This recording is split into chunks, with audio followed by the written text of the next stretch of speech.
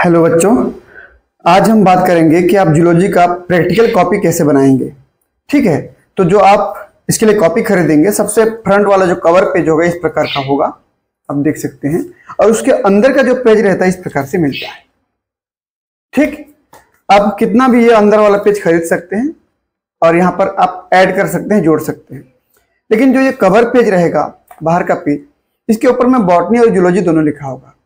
तो आप जिस भी सब्जेक्ट के लिए इसको यूज कर रहे हैं उसके ऊपर टिक लगा देंगे। जैसे हमने मान लीजिए इसको जूलॉजी के लिए यूज किया तो इसके ऊपर हमने टिक लगा दिया। ठीक, उसके बाद देखिए, जब कवर पेज को ओपन करेंगे तो सबसे पहला नंबर का जो पेज मिलेगा उसमें आपको अपना नाम लिखना है। मैंने यहाँ पर ABCD कर दिया है। अपना सीरियल नंबर यानी कि रोल नंबर यदि आपको याद है तो वो लिखना है।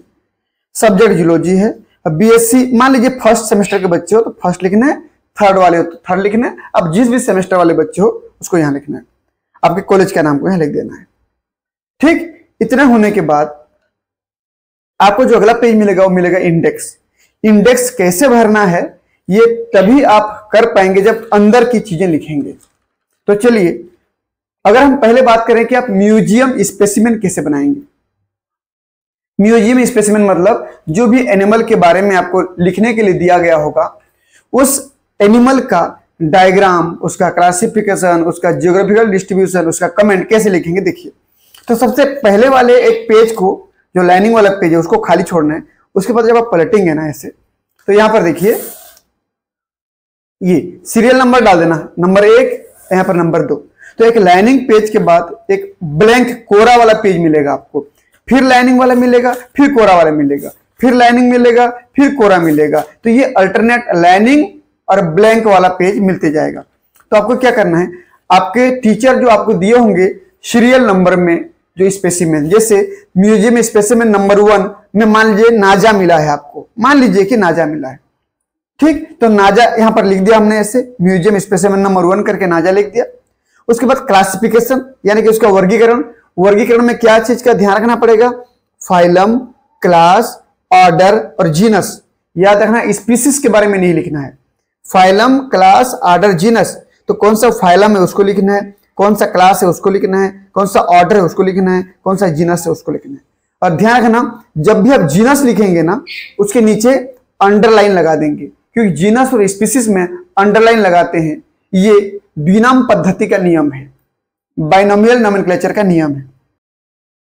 और ध्यान रहे, जब भी जीनस का नाम लिखेंगे तो उसके पहले अक्षर को कैपिटल लेटर में लिखेंगे, बाकी सबको स्मॉल लेटर में लिखेंगे। यह भी द्विनाम पद्धति का नियम है, यानी कि बाइनोमियल नोमेनक्लेचर का नियम है। ठीक, उसके बाद एक लाइन छोड़ देंगे आप, एक लाइन छोड़ करके जियोग्राफिकल डिस्ट्रीब्यूशन लिखेंगे कि वो हमारी पृथ्वी पर कौन कौन से जगह पर पाया जाता है। ठीक, उसके बाद क्या करेंगे, उस एनिमल का जो आपको दिया गया है उसका स्पेशल कमेंट लिखेंगे। कम से कम कितना लिखना है, 5 लिखना है। और यदि आपका पेज बचा हुआ है तो मैक्सिमम 10 तक जा सकते हो आप, मैक्सिमम 10। तो कम से कम 5 और मैक्सिमम 10 लिख सकते हो आप।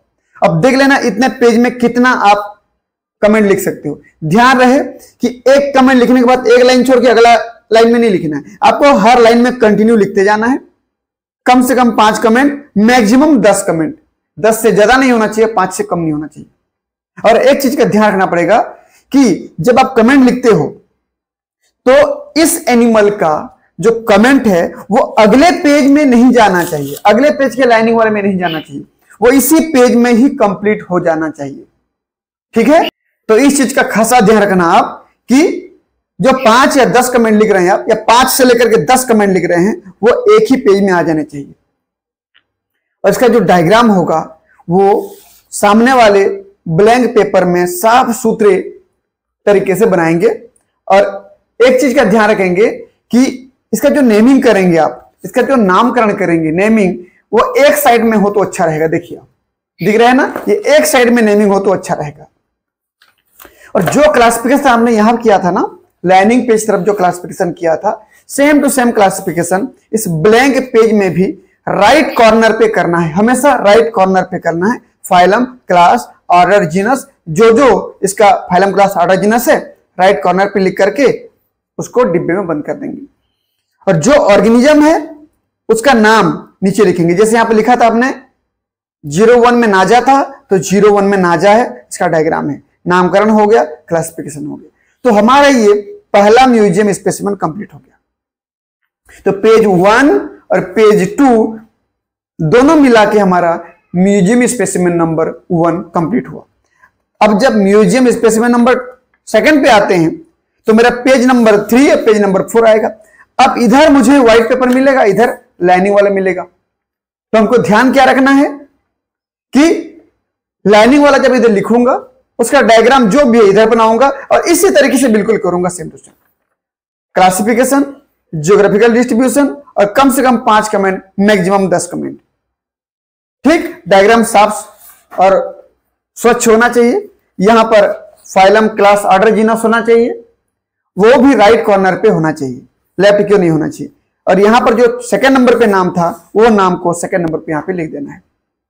तो इस प्रकार से हमारा म्यूजियम स्पेसिमेन क्रम अनुसार चलेगा। और यहां पर जो मैंने बोला था आपको, ध्यान से देखिए कि इंडेक्स कैसे करना है।